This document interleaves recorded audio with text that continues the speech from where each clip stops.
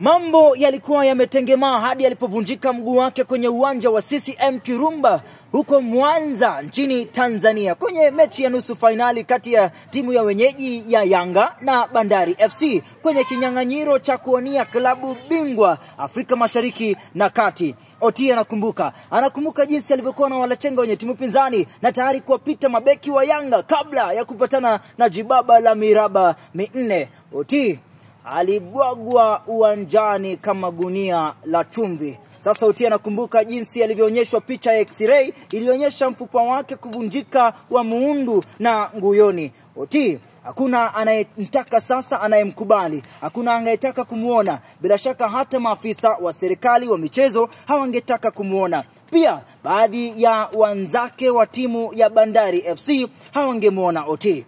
Baada ya miezi kupita, Oti yumo pale nyumbani. Hata baada ya mwaka mmoja kuweza kupona, Oti alikata kauli kutorejea uwanjani tena. Akaanza kufanya biashara ndogo na mshahara mdogo. Oti alikubali. Bila shaka wale ambao walikuwa wanamkumbuka, makumbukizi zao zingewaleta hadi kwa picha ya Oti, walimuita kwa sauti zao kubwa Oti. Bila shaka sio mitaa ya jiji la Mombasa, sio barabara ya Jomo Kenyatta, sio barabara ya Nkuruma, sio barabara ya Digo, sio barabara ya sehemu zote za jiji la Mombasa. Wote walimkumbuka Oti. Na moja kati yao, Rehema, alikuwa moja kati ya watu waliomkumbuka Oti. Nizikeni papa hapa na Ken Walibora.